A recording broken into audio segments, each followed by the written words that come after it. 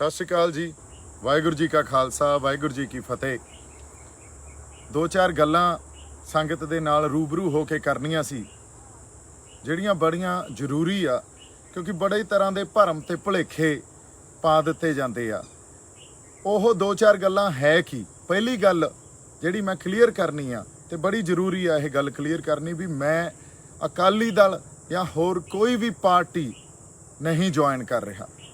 सो जिस तरह दीयां गल्लां कहियां गईयां, जिस तरह का एक बिरतांत या एक नैरेटिव सिरजिया जा रहा भी दीप सिद्धू अकाली दल ज्वाइन कर रहा, ये किसी गल च कोई आधार नहीं आ, ये बिना आधार तो कीतियां होईयां गल्लां।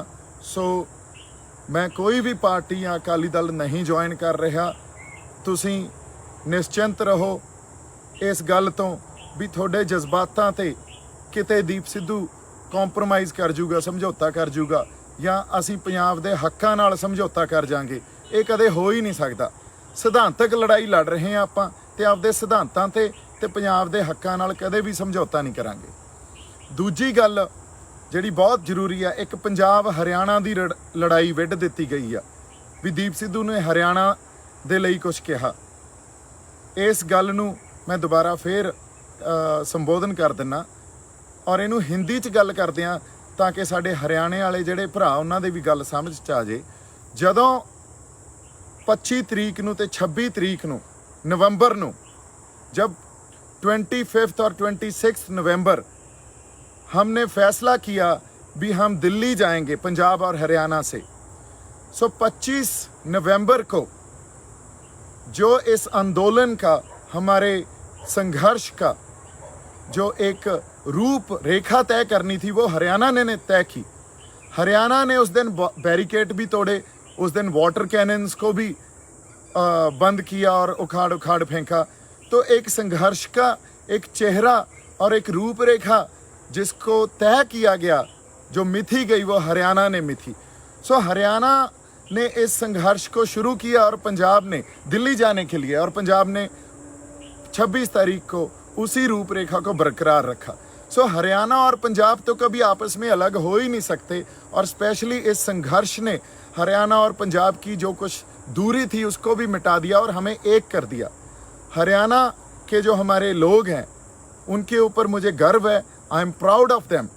और दूसरी बात, जब मैं जेल में बैठा था तो मुझे हरियाणा वालों ने ही संभाला, मेरे तो दोस्त बहुत हरियाणा में हैं। सो हरियाणा के अगेंस्ट तो मैं कभी कोई बात कर ही नहीं सकता क्योंकि वो भी हमारे ही हैं। पर जो मैं बात कर रहा था वो थी क्या थी, वो मैं पॉलिटिकल स्ट्रक्चर की या पॉलिटिकल स्ट्रगल की बात कर रहा था। पंजाब और हरियाणा के जो मसले हैं और समस्याएं हैं वो अलग अलग हैं, ये तो किसी अंधे को भी पता होगा। पंजाब आज अगर किसानी का संघर्ष अपना लड़ रहा है तो साथ में पंजाब के मसले, पंजाब अपनी भाषा का, जिन्हों माँ बोली पंजाबी कहने हैं, उसका भी संघर्ष लड़ता है। पंजाब अपने पानियों का भी संघर्ष लड़ता है। पंजाब, हमारे यहाँ से प्रवास इतना हो रहा है, अभी हमारे जो नौजवान हैं वो छोड़ छोड़ कर अमेरिका, कनाडा, ऑस्ट्रेलिया जा रहे हैं, वो भी एक संघर्ष है हमारा। हमारा यहाँ जो कैंसर बेल्ट है, जिस तरह की फसलें हमें दे दी गई हैं, जो ग्रीन रेवोल्यूशन जब आया था तो वो भी एक हम संघर्ष लड़ रहे हैं। पंजाब के नौजवान जिनको बोला जा रहा था उड़ता पंजाब नशे में पड़ गए हैं, तो वो भी एक संघर्ष है। हमारा संघर्ष, हमारे जो फ़लसफ़े हैं, हमारा श्री गुरु ग्रंथ साहब की जिस तरह निरादर होता है वो भी एक संघर्ष है। तो पंजाब की जो मसले हैं वो किसानी के साथ साथ और भी बड़े मसले हैं जो पंजाब के आज मौजूदा मसले बने हुए हैं और हरियाणा के अलग हैं। सो इस चीज़ को अगर समझिए तो जब कोई पॉलिटिकल स्ट्रगल होती है, जब हम सरकार के साथ लड़ते हैं, तो हरियाणा का संघर्ष हमेशा ही एक इंडियन सेंट्रिक होता है क्योंकि उनका जो इतिहास है वो 1966 से शुरू हुआ है। उससे पहले तो हमारा एक कॉमन, एक साझा इतिहास है। हमारा पंजाब में इंडियन सेंट्रिक संघर्ष नहीं है, पंजाब में बड़ी तरह के संघर्ष लड़े गए हैं। पंजाब में अगर आप देखिए तो पंजाब में जिस तरह का हम संघर्ष पीसफुल लड़ रहे हैं ये भी लड़ा गया है। पंजाब में आर्म स्ट्रगल भी लड़ी गई है पंजाब में, और 1984 में जो सब कुछ हुआ वो भी हम सब ने विटनेस किया है। सो इसलिए अगर मैं कोई स्ट्रगल की बात करूं और पॉलिटिकल स्ट्रगल की बात करूं तो पंजाब से जिस तरह सरकार डील करती है और हरियाणा से डील करती है वो कंप्लीटली डिफरेंट है। सो उसी संदर्भ में मैंने वो बात की थी, बल्कि इस चीज़ को किसी भी नेगेटिव वे में नहीं लिया जाना चाहिए। अगर किसी को भी मेरे कहे हुए लफ्ज़ या जो मैंने बोला उससे कोई कन्फ्यूजन पैदा हुई है या किसी के दिल में कोई ठेस पहुंची है, तो मैं अपने लफ्ज़ रीफ्रेज करता हूं, उनको दोबारा ये बोलता हूं भी हरियाणा हमारा भाई है। हरियाणा वालों ने जो संघर्ष का साथ दिया है, जिस तरह संघर्ष लड़ा है और जिस तरह हम हरियाणा में बैठे हैं वहाँ आप लोगों ने सेवा की है, वो बाकमाल है।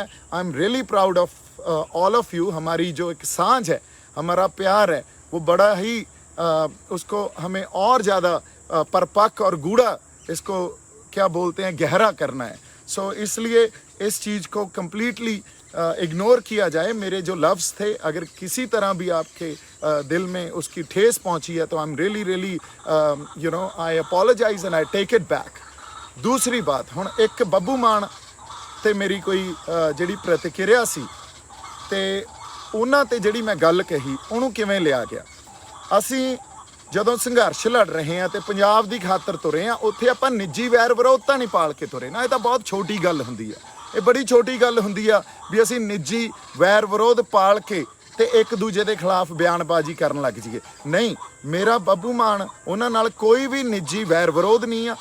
ਨਿੱਜ ਤੇ ਜਾਂ ਪਰਸਨਲੀ ਮੈਂ ਉਹਨਾਂ ਦੀ ਇੱਜ਼ਤ ਕਰਦਾ, ਪਰ ਜਦੋਂ ਸਿਧਾਂਤਕ ਗੱਲ ਆਉਂਦੀ ਆ, ਸਿਧਾਂਤਕ ਗੱਲ ਕੀ ਆ, 26 ਤਰੀਕ ਨੂੰ ਉਹਨਾਂ ਨੇ ਕਿਹਾ, ਜਦੋਂ ਮੈਂ ਆਪਦੇ ਮੇਰੇ ਜਿਹੜੇ ਮਾਂ-ਬਾਪ ਉਹ ਮੈਨੂੰ ਦੁੱਖ ਹੋਇਆ ਜਾਂ ਉਦੋਂ ਮੈਂ ਜੋ ਰੋਇਆ ਜਦੋਂ ਇਸ ਦੁਨੀਆ ਨੂੰ ਛੱਡ ਕੇ ਚਲੇ ਗਏ, 26 ਤਰੀਕ ਨੂੰ ਮੈਂ ਉਵੇਂ ਹੀ ਰੋਇਆ। ਹੁਣ ਤੁਸੀਂ ਇੱਕ ਗੱਲ ਨੂੰ ਸਮਝੋ, 26 ਤਰੀਕ ਨੂੰ ਹੋਇਆ ਕੀ ਸੀ। 26 ਤਰੀਕ ਨੂੰ ਤਾਂ ਇੱਕ ਜੋ ਨਿਸ਼ਾਨ ਸਾਹਿਬ ਦੇ ਉਲਟ ਸਾਡੇ ਉਸ ਚਿੰਨ੍ਹ, ਜੋ ਸਾਡਾ ਸੱਭਿਆਚਾਰਕ ਚਿੰਨ੍ਹ ਵੀ ਆ, ਸਾਡਾ ਧਾਰਮਿਕ ਚਿੰਨ੍ਹ ਵੀ ਆ, ਸਾਡਾ ਸਭ ਕੁਛ ਹੀ ਉਹ ਆ, ਉਹਦੇ ਉਲਟ ਇੱਕ ਬਿਰਤਾਂਤ, ਇੱਕ ਨੈਰੇਟਿਵ ਸਿਰਜਿਆ ਗਿਆ ਵੀ ਯਾਰ ਇਹ ਤਾਂ ਬਹੁਤ ਗਲਤ ਹੋ ਗਿਆ ਤੇ ਸਭ ਕੁਛ ਜਿਹੜੇ ਬੰਦੇ ਲਾਲ ਕਿਲੇ 'ਚ ਗਏ ਉਹ ਤਾਂ ਗੁੰਮਰਾਹ ਕੀਤੇ ਹੋਏ ਲੋਕ ਸੀ, ਉਹਨਾਂ ਨੂੰ ਜਿਵੇਂ ਕੁਛ ਪਤਾ ਹੀ ਨਹੀਂ ਸੀ। ਹੁਣ ਉਹ ਨੈਰੇਟਿਵ ਕਿਸ ਗੱਲ ਦੇ ਉਲਟ ਗਿਆ? ਉਹ ਨੈਰੇਟਿਵ ਇੱਕ ਉਸ ਵੇਲੇ ਪੰਜਾਬ ਦਾ ਜੋ ਸੱਭਿਆਚਾਰ ਆ, ਪੰਜਾਬ ਦਾ ਇੱਕ ਸੱਭਿਆਚਾਰਕ ਹਿੱਸਾ ਜਾਂ ਧਰਮ ਦਾ ਸਾਡਾ ਇੱਕ ਚਿੰਨ੍ਹ ਆ, ਉਹਦੇ ਉਲਟ ਗਿਆ। ਉਹਦੇ ਨਿਸ਼ਾਨ ਸਾਹਿਬ ਹੀ ਲਹਿਰਾਇਆ ਸੀ ਨਾ। ਹੁਣ ਜਦੋਂ ਤੁਸੀਂ ਕੁਝ ਬਿਆਨ ਦਿੰਦੇ ਹੋ, ਲੋਕਾਂ ਨੂੰ ਇਹ ਨਹੀਂ ਪਤਾ ਹੁੰਦਾ ਤੁਹਾਡੇ ਮਨ 'ਚ ਕੀ ਆ, ਲੋਕਾਂ ਨੂੰ ਇਹ ਗੱਲ ਦਾ ਨਹੀਂ ਪਤਾ। ਲੋਕਾਂ ਨੇ ਤਾਂ ਤੁਹਾਡੇ ਬਿਆਨ ਨੂੰ ਸਮਝਣਾ ਹੁੰਦਾ, ਤੇ ਉਹਦੀ ਸਿੱਧੀ ਸਮਝ ਹੀ ਐਂ ਆਈ ਵੀ ਤੁਸੀਂ ਜੋ ਗੱਲ ਕਹੀ ਆ 26 ਤਰੀਕ ਨੂੰ ਜਿਹੜਾ ਨਿਸ਼ਾਨ ਸਾਹਿਬ ਚਲਾਇਆ ਗਿਆ, ਉਹਦੇ ਉਲਟ ਗੱਲ ਕਹੀ ਆ। ਕਿਉਂਕਿ ਇੱਕ ਗੱਲ ਅਸੀਂ ਯਾਦ ਰੱਖੀਏ ਹਮੇਸ਼ਾ, a man will always be judged through his conduct, his subsequent conduct and his posturing. ਇਹਦਾ ਮਤਲਬ ਕੀ ਆ? ਇਨਸਾਨ ਜਦੋਂ ਨਾ ਕੋਈ ਵੀ ਜੱਜ ਕੀਤਾ ਜਾਂਦਾ, ਉਹ ਉਹਦੇ ਵਿਹਾਰ ਤੋਂ, ਉਹਦੀਆਂ ਗੱਲਾਂ ਬਾਤਾਂ ਤੋਂ, ਉਹਦੇ ਬਿਆਨਾਂ ਤੋਂ, ਤੇ ਉਹਦਾ ਕਿਸ ਤਰ੍ਹਾਂ ਦਾ ਪੋਸਚਰ ਆ, ਕਿਸੇ ਘਟਨਾ ਨੂੰ ਲੈ ਕੇ ਪ੍ਰਤੀਕਿਰਿਆ ਕੀ ਆ, ਉਸ ਗੱਲ ਤੋਂ ਜੱਜ ਕੀਤਾ ਜਾਂਦਾ। ਸਾਨੂੰ ਨਹੀਂ ਪਤਾ ਤੁਹਾਡੇ ਮਨ 'ਚ ਕੀ ਪਿਆ ਸੀ, ਅਸੀਂ ਅੰਤਰਯਾਮੀ ਥੋੜ੍ਹੀ ਆ। ਫਿਰ ਜਦੋਂ 26 ਤਰੀਕ ਨੂੰ ਤੁਹਾਡਾ ਫਰਜ਼ ਬਣਦਾ ਸੀ ਸਿਧਾਂਤ ਤੇ ਖੜਨਾ, ਸਿਧਾਂਤ ਦੀ ਪਹਿਰਾਦਾਰੀ ਕਰਨੀ, ਉਦੋਂ ਤੁਸੀਂ ਕਨਫਿਊਜ਼ਡ ਸਟੇਟਮੈਂਟ ਦੇ ਰਹੇ ਹੋ ਤੇ ਫਿਰ ਉਹਨੂੰ ਕਲੈਰੀਫਾਈ ਕਰ ਰਹੇ ਹੋ ਵੀ ਨਹੀਂ ਜੀ ਮੈਂ ਆਹ ਨਹੀਂ ਕਿਹਾ ਸੀ, ਮੈਂ ਤਾਂ ਆਹ ਕਿਹਾ ਸੀ। ਸੋ ਸਿਧਾਂਤਕ ਜਿਹੜੀ ਲੜਾਈ ਆ ਨਾ, ਉੱਥੇ ਅੱਜ ਦੀਪ ਸਿੱਧੂ ਇਹ ਗੱਲ ਸੰਗਤ ਸਾਹਮਣੇ ਕਬੂਲਦਾ ਵੀ ਸਿਧਾਂਤ ਤੇ ਕਦੇ ਵੀ ਕੰਪਰੋਮਾਈਜ਼ ਨਹੀਂ ਕੀਤਾ ਜਾਊਗਾ। ਸਿਧਾਂਤ ਤੇ ਜਿਹੜੀ ਵਿਰੋਧਤਾ ਹੋਊਗੀ ਉਹ ਸਪਸ਼ਟ ਰੂਪ 'ਚ ਹੋਊਗੀ, ਚਾਹੇ ਕੋਈ ਵੀ ਹੋਵੇ। ਹਾਂ, ਪਰਸਨਲੀ ਮੇਰੀ ਕੋਈ ਲੜਾਈ ਨਹੀਂ ਆ, ਮੈਂ ਉਹਨਾਂ ਦੀ ਇੱਜ਼ਤ ਕਰਦਾ, ਪਰ ਸਿਧਾਂਤਕ ਤੌਰ ਤੇ ਆਪਦੀਆਂ ਜ਼ਮੀਰਾਂ ਨਹੀਂ ਮਾਰ ਸਕਦੇ। ਹਾਲਾਂਕਿ ਬੱਬੂ ਮਾਨ ਬਾਈ ਨੂੰ ਇਹ ਗੱਲ ਕਹਿਣੀ ਚਾਹੀਦੀ ਸੀ ਵੀ ਜਿਹੜਾ ਨਿਸ਼ਾਨ ਸਾਹਿਬ ਲਾਲ ਕਿਲੇ ਤੇ ਲਹਿਰਾਇਆ ਗਿਆ ਨਾ, ਉਹ ਕੁਛ ਗਲਤ ਨਹੀਂ ਹੋਇਆ। ਅਸੀਂ ਬੜੇ ਸ਼ਾਂਤਮਈ ਇੱਕ ਖਾਲੀ ਪੋਲ ਤੇ ਜਾ ਕੇ ਸਾਡੀ ਸੰਗਤ ਨੇ ਨਿਸ਼ਾਨ ਸਾਹਿਬ ਆਪਦਾ ਉੱਥੇ ਤੇ ਕਿਸਾਨੀ ਝੰਡਾ ਇੱਕ ਪ੍ਰੋਟੈਸਟ ਰੋਸ ਵਜੋਂ ਸਰਕਾਰ ਨੂੰ ਜਗਾਉਣ ਖਾਤਰ ਅਸੀਂ ਲਾਤਾ, ਤੇ ਉਹ ਤਾਂ ਬੜਾ ਇਤਿਹਾਸਕ ਦਿਨ ਸੀ ਜੇ ਤੁਸੀਂ ਸੰਘਰਸ਼ ਦੇ ਉਸ ਵਹਿਣ 'ਚ ਬਹਿ ਕੇ ਤੁਸੀਂ ਉਸ ਗੱਲ ਨੂੰ ਸਮਝੋਗੇ। ਹੋਰ ਬੜੀ ਗੱਲ ਆ ਵੀ ਬੜੇ ਲੋਕ ਇਹ ਸੋਚਦੇ ਆ ਵੀ ਬੜਾ ਵੱਡਾ ਨੁਕਸਾਨ ਹੋ ਜਾਣਾ ਸੀ। ਨਹੀਂ, ਨੁਕਸਾਨ ਤਾਂ ਉਸ ਗੁਰੂ ਸਾਹਿਬ ਨੇ ਜਦੋਂ ਸਾਡੀ ਅੰਗ ਸੰਗ ਸਹਾਈ ਆ, ਸਾਨੂੰ ਉਸ ਨੁਕਸਾਨ ਤੋਂ ਤਾਂ ਬਚਾਇਆ ਨਾ। ਨਹੀਂ ਹੋਇਆ ਇਹਦਾ ਮਤਲਬ ਉਹ ਗੁਰੂ ਦੀ ਰਜ਼ਾ 'ਚ ਹੀ ਸਭ ਕੁਝ ਚੱਲ ਰਿਹਾ ਸੀ। ਨੁਕਸਾਨ ਤਾਂ ਬਹੁਤ ਹੋਰ, ਅਸੀਂ ਜਿਸ ਤਰ੍ਹਾਂ 26 ਨਵੰਬਰ ਨੂੰ ਗਏ ਸੀ, ਫਿਰ 26 ਜਨਵਰੀ ਤੱਕ ਉੱਥੇ ਬੈਠੇ ਸੀ, ਕਦੇ ਵੀ ਹੋ ਸਕਦਾ ਸੀ ਸਾਡਾ। ਸੋ ਜੇ ਸਾਡੇ ਗੁਰੂ ਅੰਗ ਸੰਗ ਸਹਾਈ ਆ ਸਾਡਾ, ਤੇ ਅਸੀਂ ਆਪਦੇ ਜਿਹੜੇ ਸਿਧਾਂਤ ਤੇ ਪਹਿਰਾ ਹੀ ਨਾ ਦਈਏ ਤੇ ਸਿਧਾਂਤ ਤੇ ਸਪਸ਼ਟਤਾ ਨਾ ਰੱਖੀਏ ਤੇ ਅਸੀਂ ਜੇ ਕੋਈ ਆਪਦੀ ਭਾਸ਼ਾ ਜਾਂ ਬਿਆਨਬਾਜ਼ੀ ਇਹੋ ਜਿਹੀ ਕਰੀਏ ਉਹਦਾ ਕੋਈ ਵੀ ਮਤਲਬ ਨਿਕਲ ਸਕਦਾ। ਤੇ 26 ਤਰੀਕ ਨੂੰ ਉਹਦਾ ਜੋ ਮਤਲਬ ਨਿਕਲਿਆ ਉਹ ਤੁਹਾਨੂੰ ਵੀ ਪਤਾ ਤੇ ਤੁਹਾਨੂੰ ਮੁੜ ਕੇ ਆ ਕੇ ਉਹਦੇ ਤੇ ਸਫਾਈ ਦੇਣੀ ਪਈ। ਇਹਦਾ ਮਤਲਬ ਕੀ ਸੀ? ਇਹਦਾ ਮਤਲਬ ਇਹੀ ਸੀ ਤੁਹਾਡੇ ਬਿਆਨ ਨੇ 26 ਤਰੀਕ ਨੂੰ ਜੋ ਇੱਕ ਨੈਰੇਟਿਵ ਸਿਰਜਿਆ ਗਿਆ ਸੀ ਵੀ ਨਿਸ਼ਾਨ ਸਾਹਿਬ ਲਾ ਕੇ ਤੇ ਕਿਸਾਨੀ ਝੰਡਾ ਲਾ ਕੇ ਇਹ ਤਾਂ ਯਾਰ ਸੰਘਰਸ਼ ਨੂੰ ਢਾਹ ਲੱਗ ਗਈ, ਉਹਨੂੰ ਹੀ ਹੈਲਪ ਕੀਤੀ ਆ, ਨਾ ਕਿ ਸਿਧਾਂਤ ਤੇ ਤੁਸੀਂ ਪਹਿਰਾ ਦਿੱਤਾ। ਸੋ ਇਸ ਕਰਕੇ ਸਿਧਾਂਤਕ ਵਖਰੇਵਾਂ, ਸਿਧਾਂਤ ਤੇ ਜਦੋਂ ਵੀ ਕਿਤੇ ਗੱਲ ਆਊਗੀ ਜੇ ਕਿਤੇ ਸਾਡੇ 'ਚ ਉੱਥੇ ਵਖਰੇਵੇਂ ਆ ਤੇ ਸਿਧਾਂਤ ਕੀ ਆ? ਸਿਧਾਂਤ ਸਾਡਾ ਨਿਸ਼ਾਨ ਸਾਹਿਬ ਦਾ ਸਿਧਾਂਤ ਆ, ਸਰਬੱਤ ਦੇ ਭਲੇ ਦਾ ਸਿਧਾਂਤ ਆ, ਉਸ ਚਿੰਨ੍ਹ ਦਾ ਸਿਧਾਂਤ ਆ ਜਿਹਦੇ ਅਧੀਨ ਸਾਨੂੰ ਮਲਕੀਅਤ ਮਿਲੀ ਆ, ਸਾਨੂੰ ਜ਼ਮੀਨਾਂ ਮਿਲੀਆਂ, ਅਸੀਂ ਸਰਦਾਰ ਬਣੇ ਆ, ਅਸੀਂ ਜ਼ਮੀਨਾਂ ਦੇ ਮਾਲਕ ਬਣੇ ਆ। ਸੋ ਸਾਡੇ ਉਸ ਸਿਧਾਂਤ ਤੋਂ, ਸਾਡੇ ਉਹਨਾਂ ਚਿੰਨ੍ਹਾਂ ਤੋਂ ਅਸੀਂ ਮੁਨਕਰ ਨਹੀਂ ਹੋ ਸਕਦੇ। ਉਹਨਾਂ ਚਿੰਨ੍ਹਾਂ ਤੋਂ ਅਸੀਂ ਪਾਸੇ ਜਾ ਕੇ ਆਪਦੀਆਂ ਜ਼ਮੀਨਾਂ ਨਹੀਂ ਬਚਾ ਸਕਦੇ। ਪਹਿਲਾਂ ਜ਼ਮੀਰ ਜਿਉਂਦੀ ਰੱਖਣੀ ਪਊਗੀ, ਫਿਰ ਜ਼ਮੀਨ ਬਚਾਉਣੀ ਪਊਗੀ। ਸੋ ਫਿਰ ਹੀ ਜ਼ਮੀਨ ਬਚੂਗੀ। ਜੇ ਜ਼ਮੀਰ ਜਿਉਂਦੀ ਨਹੀਂ ਹੈ ਤਾਂ ਅੱਜ ਗਈ ਕਿ ਕੱਲ੍ਹ ਗਈ। ਇਸ ਕਰਕੇ ਜਦੋਂ ਸਿਧਾਂਤ ਤੇ ਗੱਲ ਆਵੇ ਉਦੋਂ ਸਪਸ਼ਟਤਾ ਹੋਣੀ ਬਹੁਤ ਜ਼ਰੂਰੀ ਆ। ਇਹ ਗੱਲ ਮੈਂ ਕਲੀਅਰ ਕਰ ਦੇਣੀ ਆ। ਬਾਕੀ ਕਿਸੇ ਤਰ੍ਹਾਂ ਦਾ ਕੋਈ ਨਿੱਜੀ ਵੈਰ ਵਿਰੋਧ ਨਹੀਂ ਆ। ਸਿਧਾਂਤ ਤੇ ਮੈਂ ਕਿਸੇ ਨੂੰ ਨਹੀਂ ਬਖਸ਼ਣਾ, ਚਾਹੇ ਫਿਰ ਕੋਈ ਵੀ ਹੋਵੇ।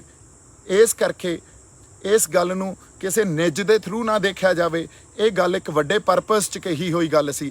ਅਗਲੀ ਗੱਲ ਜਿਹੜੀ ਬਾਬਾ ਢੱਡਰੀਆਂ ਵਾਲੇ ਆ ਉਹਨਾਂ ਬਾਰੇ ਗੱਲ ਕਹੀ ਸੀ, ਉਹਨਾਂ ਨੂੰ ਮੈਂ ਇੱਕ ਹੋਰ ਬੇਨਤੀ ਕਰਦਾ ਵੀ ਤੁਸੀਂ ਸਿੱਖ ਪ੍ਰਚਾਰਕ ਹੋ, ਤੁਹਾਡੇ ਨਾਲ ਆਰਗਿਊ ਕਰਦਾ ਤਾਂ ਮੈਂ ਸੋਭਦਾ ਹੀ ਨਹੀਂ। ਤੁਹਾਨੂੰ ਤਾਂ ਬੜਾ ਪਤਾ ਹੋਣਾ ਚਾਹੀਦਾ ਸੀ। ਤੁਸੀਂ ਜਿਹੜੀ ਅਧਿਆਤਮ ਨੂੰ ਮਨੁੱਖੀ ਬੁੱਧੀ ਦੇ ਥਰੂ ਐਕਸਪਲੇਨ ਕਰਦੇ ਹੋ ਨਾ, ਤੁਹਾਡੇ ਬਹੁਤ ਵੀਡੀਓਜ਼ ਪਈਆਂ, ਤੁਸੀਂ ਪਲੀਜ਼ ਆਪ ਜਾ ਕੇ ਦੇਖੋ।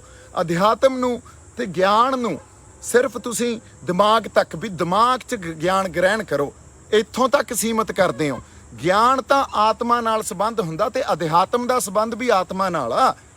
ਸੋ ਇਸ ਕਰਕੇ ਤੁਸੀਂ ਜਿਸ ਤਰ੍ਹਾਂ ਵੀ ਗੁਰੂ ਜਿਹੜਾ ਤੇ ਗਿਆਨ ਕੀ ਆ, ਇੱਕ ਜਿਹੜਾ ਅਸੀਂ ਅੱਜ ਪੂਜੀ ਜਾਂਦੇ ਆ ਜਿਹਨੂੰ, ਉਹ ਤਾਂ ਜ਼ਰੀਆ ਤੇ ਗਿਆਨ ਗੁਰੂ ਆ। ਤੇ ਗਿਆਨ ਨੂੰ ਤਾਂ ਇੱਥੇ ਦਿਮਾਗ 'ਚ ਅਸੀਂ ਸਮਝਣਾ ਹੁੰਦਾ ਨਹੀਂ।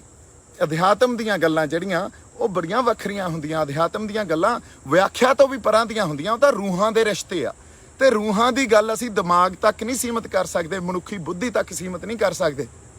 ਤੁਹਾਨੂੰ ਇਹਨਾਂ ਗੱਲਾਂ ਬਾਰੇ ਜ਼ਿਆਦਾ ਪਤਾ। ਸੋ ਇਸੇ ਕਰਕੇ ਜੇ ਮੈਂ ਤੁਹਾਡੇ ਨਾਲ ਇਹ ਗੱਲ ਕਰ ਰਿਹਾ ਤਾਂ ਮੈਂ ਦੁਬਾਰਾ ਕਹਿਣਾ ਵੀ ਮੈਂ ਤੁਹਾਡੇ ਨਾਲ ਆਰਗਿਊ ਕਰਦਾ ਸੋਭਦਾ ਨਹੀਂ। ਇੱਕ ਨਾ ਤੁਸੀਂ ਸਰਕਾਰ ਦੀਆਂ ਐਨਕਾਂ ਲਾ ਕੇ ਪਾਸੇ ਰੱਖੋ। ਸਰਕਾਰ ਜਿਵੇਂ ਗੱਲਾਂ ਨੂੰ ਦੇਖਦੀ ਆ ਜਾਂ ਡਿਫਾਈਨ ਕਰਦੀ ਆ, ਉਸ ਤਰ੍ਹਾਂ ਤੁਸੀਂ ਗੁਰੂ ਨੂੰ ਤੇ ਗਿਆਨ ਨੂੰ ਡਿਫਾਈਨ ਨਾ ਕਰੋ। ਜਾਂ ਜਿਵੇਂ ਤੁਸੀਂ ਕਿਹਾ ਵੀ ਇਹ ਗਰਮ ਖਿਆਲੀਏ, ਨਹੀਂ, ਮੈਂ ਤੁਹਾਨੂੰ ਬਾਬਾ ਜੀ ਗੱਲ ਇਹ ਕਹਿਣਾ, ਬੇਨਤੀ ਕਰਦਾ ਵੀ ਗਰਮ ਖਿਆਲੀ ਕੁਛ ਨਹੀਂ ਹੁੰਦਾ, ਨਰਮ ਖਿਆਲੀ ਵੀ ਕੁਛ ਨਹੀਂ ਹੁੰਦਾ। ਕਈ ਬੰਦਿਆਂ ਨੇ ਸਾਰੀ ਉਮਰ ਸੋਟੀ ਨਹੀਂ ਕਿਸੇ ਦੇ ਮਾਰੀ ਹੁੰਦੀ, ਉਹ ਬੜੇ ਵੱਡੇ ਯੋਧੇ ਬਣ ਜਾਂਦੇ ਆ, ਹਨਾ। ਉਹ ਸਰਕਮਸਟੈਂਸਸ ਕੀ ਆ, ਸਿਚੁਏਸ਼ਨ ਕੀ ਆ, ਉਹਨਾਂ ਦਾ ਪ੍ਰੇਰਨਾ ਦਾ ਸਰੋਤ ਕੀ ਆ, ਇਹ ਗੱਲ ਡਿਸਾਈਡ ਕਰਦੀ ਆ ਵੀ ਉਸ ਵੇਲੇ ਉਹ ਗਰਮ ਖਿਆਲੀ ਆ ਕਿ ਨਰਮ ਖਿਆਲੀ ਆ। ਸੋ ਇਹ ਤਾਂ ਸਰਕਾਰ ਦੀਆਂ ਬਣਾਈਆਂ ਹੋਈਆਂ, ਇਹ ਕੰਪਾਰਟਮੈਂਟਲਾਈਜੇਸ਼ਨ ਕੀਤੀ ਹੋਈ ਆ ਸਰਕਾਰ ਦੀ, ਜਾਂ ਜਿਹੜਾ ਸਟੇਟ ਆ ਇਹ ਉਹਨਾਂ ਦੀ ਕੰਪਾਰਟਮੈਂਟਲਾਈਜੇਸ਼ਨ ਜਾਂ ਉਹਨਾਂ ਦੀ ਬਾਈਨਰੀਜ਼ ਜਾਂ ਧਿਰਾਂ ਕ੍ਰੀਏਟ ਕੀਤੀਆਂ ਹੋਈਆਂ ਵੀ ਆਹ ਫਲਾਨਾ ਨਰਮ ਖਿਆਲੀ ਆ ਤੇ ਆਹ ਗਰਮ ਖਿਆਲੀ ਆ। ਅਦਰਵਾਈਜ਼ ਸਰਕਮਸਟੈਂਸਸ ਡਿਸਾਈਡ ਕਰਦੇ ਆ ਬੰਦੇ ਦਾ ਬਿਹੇਵੀਅਰ ਕੀ ਆ ਤੇ ਉਸ ਬਿਹੇਵੀਅਰ ਦੇ ਨਾਲ ਤੁਸੀਂ ਐਕਸ਼ਨ ਕੀ ਲੈ ਰਹੇ ਹੋ। ਸੋ ਮੇਰੀ ਬੇਨਤੀ ਇੰਨੀ ਆ, ਜਿਸ ਤਰ੍ਹਾਂ ਤੁਸੀਂ ਆ ਨਵੇਂ ਗਿਆਨ ਵਿਗਿਆਨ ਜਾਂ ਮਾਡਰਨ ਐਜੂਕੇਸ਼ਨ ਦੇ ਥਰੂ ਅਧਿਆਤਮ ਨੂੰ, ਗੁਰੂ ਨੂੰ ਤੇ ਗਿਆਨ ਨੂੰ ਡਿਫਾਈਨ ਕਰਦੇ ਹੋ, ਇਹਦੇ ਬਾਰੇ ਤੁਹਾਨੂੰ ਇੱਕ ਵਾਰੀ ਦੁਬਾਰਾ ਆਪ ਸੋਚਣਾ ਚਾਹੀਦਾ ਜੀ। ਤੀਜੀ ਗੱਲ ਜਿਹੜੀ ਬੜੀ ਜ਼ਰੂਰੀ ਹੈ, ਇੱਕ ਹੋਰ ਗੱਲ ਆਪਣੀ ਕਰਨੀ ਆ ਵੀ ਅੱਜ ਤੱਕ ਮੈਂ ਇਹ ਕਹਿੰਦਾ ਆ ਰਿਹਾ, ਸੰਘਰਸ਼ ਸਾਡਾ ਸਾਂਝਾ, ਅਸੀਂ ਇਕੱਠੇ ਹੋ ਕੇ ਲੜੀਏ। ਚਲੋ ਪੁਰਾਣੀਆਂ ਗੱਲਾਂ ਜੋ ਹੋ ਗਈਆਂ ਉਹਦੇ ਤੇ ਮਿੱਟੀ ਪਾਈਏ, ਇਕੱਠੇ ਹੋ ਕੇ ਲੜੀਏ, ਏਕੇ 'ਚ ਰਹਿ ਕੇ ਲੜੀਏ। ਤੁਸੀਂ ਵੇਖੋ ਡਿਬਡਬਾ ਸਾਹਿਬ, ਨਵਰੀਤ ਨੇ ਆਪਦੀ ਜਾਨ ਵਾਰ ਗਿਆ, ਉਹ ਡਿਬਡਬਾ ਸਾਹਿਬ ਵੀ ਉੱਥੋਂ ਸੰਘਰਸ਼ ਤੋਂ ਉਹਨਾਂ ਦਾ ਦਿਲ ਟੁੱਟਿਆ। ਉਹ ਮੈਨੂੰ ਐਂ ਲੱਗਦਾ, ਇਹ ਮੇਰੀ ਅੰਡਰਸਟੈਂਡਿੰਗ ਆ, ਹੋ ਸਕਦਾ ਮੈਂ ਗਲਤ ਵੀ ਹੋਵਾਂ, ਪਰ ਉਹ ਸੰਘਰਸ਼ ਤੋਂ ਪਾਸੇ ਹੋ ਗਏ ਜਾਂ ਕੀਤੇ ਗਏ। ਜਿਹੜੇ ਬੰਦੇ ਜਿਨ੍ਹਾਂ ਦੇ ਪਰਿਵਾਰ ਜਾਨ ਮਾਰ ਗਏ, ਆਪਦੀ ਵਾਰ ਗਏ ਸੰਘਰਸ਼ ਤੋਂ, ਜਿਨ੍ਹਾਂ ਨੇ ਕੁਰਬਾਨੀਆਂ ਕਰਤੀਆਂ, ਅਸੀਂ ਉਹਨਾਂ ਨੂੰ ਕਿਵੇਂ ਦਰਕਿਨਾਰ ਕਰ ਸਕਦੇ ਹਾਂ। ਤਾਂ ਸੋ ਏਕੇ 'ਚ ਰਹਿ ਕੇ ਇਕੱਠੇ ਹੋ ਕੇ ਅਸੀਂ ਸੰਘਰਸ਼ ਲੜੀਏ। ਅੱਜ ਸਾਡੇ ਕਿਸੇ ਬੰਦੇ ਤੇ ਅੱਜ ਮੈਂ ਜਿਵੇਂ ਲੱਖੇ ਦੇ ਘਰੇ ਜਾ ਕੇ ਮਾਤਾ ਨੂੰ ਤੇ ਬਾਪੂ ਜੀ ਨੂੰ ਮਿਲ ਕੇ ਆਇਆ, ਸਿਰਫ ਪਰਿਵਾਰ ਨੂੰ ਇੱਕੋ ਹੀ ਗੱਲ ਕਹਿ ਕੇ ਆਇਆ ਵੀ ਅਸੀਂ ਐਜ਼ ਆ ਫੈਮਿਲੀ ਤੁਹਾਡੇ ਨਾਲ ਆ ਜੀ। ਇਹ ਗੱਲਾਂ ਆਪਾਂ ਨੂੰ ਨਜਿੱਠਣੀਆਂ ਪੈਣੀਆਂ, ਇਕੱਠੇ ਰਲ ਮਿਲ ਕੇ ਨਜਿੱਠਣੀਆਂ ਪੈਣੀਆਂ। ਸੋ ਕੋਈ ਗੱਲ ਨਹੀਂ, ਜੇ ਕੱਲ ਨੂੰ ਕੋਈ ਭੀੜ ਪੈਂਦੀ ਆ ਤਾਂ ਮੈਂ ਸਿਰਫ ਇੱਕ ਫੋਨ ਕਾਲ ਅਵੇ ਆ, ਤੇ ਤੁਸੀਂ ਜਦੋਂ ਵੀ ਮੇਰੇ ਨਾਲ ਕਿਸੇ ਵੀ ਤਰ੍ਹਾਂ ਗੱਲ ਕਰ ਸਕਦੇ ਹੋ। ਤੇ ਬਾਕੀ ਮੈਂ ਉਹ ਸਾਰੇ ਪ੍ਰੋਸੈਸ ਚੋਂ ਲੰਘਿਆ ਆ। ਹਜੇ ਲੱਖੇ ਨੇ ਫੇਸ ਕਰਨਾ, ਜਾਂ ਤਾਂ ਬਾਰ-ਬਾਰ ਗੱਲ ਨਿਬੜਦੀ ਆ ਤਾਂ ਬਾਹਲੀ ਵਧੀਆ ਗੱਲ ਆ। ਪਰਮਾਤਮਾ ਅਕਾਲ ਪੁਰਖ ਵਾਹਿਗੁਰੂ ਜਿਹੜਾ ਉਹ ਮਿਹਰ ਕਰਦੇ, ਜੇ ਨਹੀਂ ਨਿਬੜਦੀ ਤਾਂ ਆਪਾਂ ਨਾਲ ਖੜੇ ਆ। ਸੋ 3-4 ਜਿਹੜੀਆਂ ਗੱਲਾਂ ਆਪਣੀਆਂ ਕਰਨੀਆਂ ਬੜੀਆਂ ਜ਼ਰੂਰੀ ਸੀ। ਇੱਕ ਤਾਂ ਮੈਂ ਕੋਈ ਪਾਰਟੀ ਨਹੀਂ ਜੁਆਇਨ ਕਰ ਰਿਹਾ, ਦੂਜਾ ਹਰਿਆਣੇ ਤੇ ਪੰਜਾਬ 'ਚ ਬਹੁਤ ਗੂੜੀ ਸਾਂਝ ਆ, ਤੇ ਉਸ ਸਾਂਝ ਨੂੰ ਅਸੀਂ ਹੋਰ ਗੂੜਾ ਕਰਨਾ। ਅਸੀਂ ਇੱਕ ਦੂਜੇ ਦੇ ਪੂਰਕ ਆ, ਇੱਕ ਦੂਜੇ ਤੋਂ ਵੱਖ ਨਹੀਂ ਹੋ ਸਕਦੇ ਕਦੇ ਵੀ। ਤੇ ਸਾਨੂੰ ਹਰਿਆਣੇ ਵਾਲੇ ਬਾਈਆਂ ਤੇ ਸਾਡਿਆਂ ਤੇ ਮਾਣ ਆ ਤੇ ਹਮੇਸ਼ਾ ਹੀ ਰਹੂਗਾ।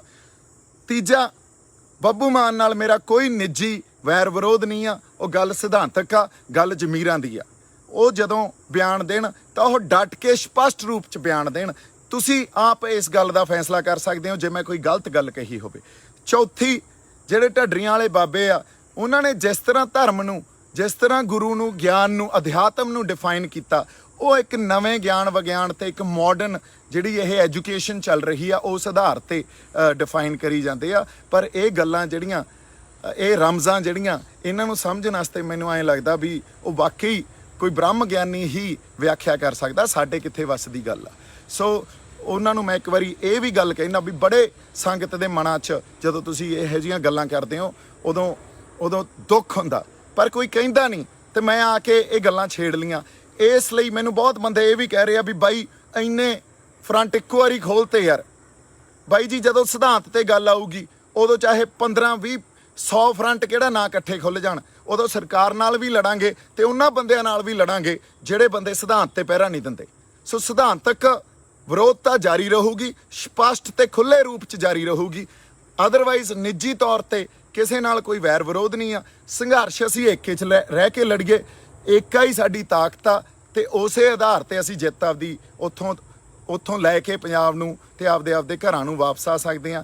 ਇੰਨੀਆਂ ਕੁ ਗੱਲਾਂ ਮੈਂ ਤੁਹਾਡੇ ਨਾਲ ਕਰਨੀਆਂ ਸੀ। ਬਾਕੀ ਜਿਹੜੇ ਸਾਡੇ ਸਿੰਗਰ ਭਰਾਵਾਂ ਨੇ ਸਾਥ ਦਿੱਤਾ, ਉਹਨਾਂ ਦੇ ਨਾਲ ਤਾਂ ਹਮੇਸ਼ਾ ਹੀ ਖੜੇ ਆ। ਪਰ ਕਈ ਬੰਦਿਆਂ ਨੇ ਜਿਨ੍ਹਾਂ ਨੇ ਨਹੀਂ ਸਾਥ ਦਿੱਤਾ, ਜਿਨ੍ਹਾਂ ਨੇ, ਪੰਜਾਬ ਦੇ ਲੋਕਾਂ ਨੇ ਤੁਹਾਡਾ ਪ੍ਰੋਫੈਸ਼ਨ ਵੀ, ਤੁਹਾਡਾ ਸਭ ਕੁਝ ਚਲਾਇਆ। ਤੁਸੀਂ ਪੰਜਾਬ ਤੇ ਜਦੋਂ ਭੀੜ ਪਈ ਆ ਤਾਂ ਕਲਾਕਾਰ ਭਾਈਚਾਰੇ ਨੇ ਜਿਹੜੇ ਨੇ ਸਾਥ ਦਿੱਤਾ ਬਾਈ ਜੀ, ਉਹ ਤਾਂ ਨਾਲ ਹੀ ਆ। ਜਿਨ੍ਹਾਂ ਨੇ ਨਹੀਂ ਦਿੱਤਾ ਉਹਨਾਂ ਨੂੰ ਫਿਰ ਆਪ ਸੋਚ ਲੈਣੀ ਚਾਹੀਦੀ ਆ ਗੱਲ। ਪਰ ਜੇ ਮੈਂ ਫਿਰ ਵੀ ਕਿਸੇ ਟੋਟੈਲਿਟੀ 'ਚ ਮੇਰੇ ਤੋਂ ਇਹ ਗੱਲ ਹੋ ਗਈ ਹੋਵੇ ਵੀ ਸਾਡੇ ਸਿੰਗਰ ਵੀ ਨਾਲ ਨਹੀਂ ਆ, ਨਹੀਂ, ਉਹ ਵੀ ਮੈਂ ਗੱਲ ਨੂੰ ਦੁਬਾਰਾ ਰੀਫਰੇਜ਼ ਕਰਦਾ। ਉਹ ਜਿਹੜੀ ਉਹਦਾ ਮਕਸਦ ਇਹੀ ਸੀ ਵੀ ਜਦੋਂ ਲੋੜ ਪੈਂਦੀ ਆ, 26 ਤਰੀਕ ਨੂੰ ਲੋੜ ਸੀ ਬਾਈ, 26 ਤਰੀਕ ਨੂੰ ਲੋੜ ਕਿਉਂ ਸੀ ਤੁਸੀਂ ਇਹ ਵੇਖੋ। ਉਸ ਵੇਲੇ ਸਰਕਾਰ ਨੇ ਇੱਕ ਨੈਰੇਟਿਵ ਚਲਾਇਆ। ਉਹ ਨੈਰੇਟਿਵ ਕੀ ਸੀ? ਨਿਸ਼ਾਨ ਸਾਹਿਬ ਨੂੰ ਉੱਥੋਂ, ਜਾਂ ਇੱਕ ਸਾਡੇ ਫਲਸਫੇ ਨੂੰ, ਸਿੱਖ ਫਲਸਫੇ ਨੂੰ, ਕੌਮ ਦੇ ਫਲਸਫੇ ਨੂੰ ਉੱਥੋਂ ਗਾਇਬ ਹੀ ਕਰ ਦੇਣਾ।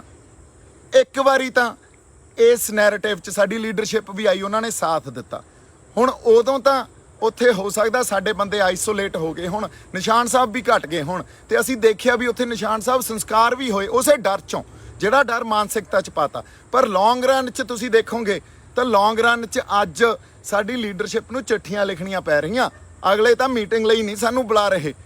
ਸੋ ਤੁਸੀਂ ਗੱਲਾਂ ਨੂੰ ਜੇ ਆਪਾਂ ਸਮਝਾਂਗੇ ਨਹੀਂ, ਗੱਲਾਂ ਨੂੰ ਵਿਚਾਰਾਂਗੇ ਨਹੀਂ, ਤੇ ਅਸੀਂ ਗੱਲਾਂ ਨੂੰ ਜਦੋਂ ਇੱਕ ਉਸ ਕਟਹਿਰੇ 'ਚ ਪਾ ਕੇ ਨਹੀਂ ਦੇਖਾਂਗੇ ਜਿਹੜਾ ਵਿਵੇਕ ਸਾਨੂੰ ਗੁਰੂ ਸਾਹਿਬ ਨੇ ਦਿੱਤਾ, ਫਿਰ ਸਾਡੇ ਪੱਲੇ ਕੁਛ ਨਹੀਂ ਪੈਣਾ। ਫਿਰ ਆਈਂ ਤੁਰਦੇ ਫਿਰਦੇ ਅਸੀਂ ਟਾਈਮ ਹੀ ਪਾਸ ਕਰਾਂਗੇ। ਮੇਰੇ ਵੱਲੋਂ ਬਹੁਤ ਸਾਰਾ ਪਿਆਰ ਤੇ ਸਤਿਕਾਰ, ਜਿਉਂਦੇ ਵਸਦੇ ਰਹੋ। ਮੈਂ ਕਦੇ ਵੀ ਕਿਸੇ ਦੇ ਉਲਟ ਨਿੱਜ ਦੇ ਤੌਰ ਤੇ ਜਾ ਕੇ ਕਦੇ ਵੀ ਗੱਲ ਨਹੀਂ ਕਰ ਸਕਦਾ। ਮੇਰਾ ਜਿਹੜਾ ਵਿਰੋਧ ਜਾਂ ਮੇਰਾ ਕਿਸੇ ਤਰ੍ਹਾਂ ਦੀ ਵੀ ਕੋਈ ਸਟੇਟਮੈਂਟ ਹੋਊਗੀ ਉਹ ਸਿਧਾਂਤ ਦੇ ਆਧਾਰ ਤੇ ਹੋਊਗੀ। ਨਿੱਜੀ ਮੇਰੀ ਕੋਈ ਲੜਾਈ ਨਹੀਂ ਆ। ਸਾਡੀ ਲੜਾਈ ਪੰਜਾਬ ਦੀ ਆ, ਪੰਜਾਬ ਲਈ ਖੜੇ ਆ ਤੇ ਪੰਜਾਬ ਲਈ ਲੜ ਰਹੇ ਆ, ਆਪਦੀ ਧਰਤੀ, ਆਪਦੇ ਲੋਕਾਂ ਲਈ ਲੜ ਰਹੇ ਆ। ਇਸ ਲਈ ਵਚਨਬੱਧ ਆ। ਵਾਹਿਗੁਰੂ ਜੀ ਕਾ ਖਾਲਸਾ, ਵਾਹਿਗੁਰੂ ਜੀ ਕੀ ਫਤਿਹ।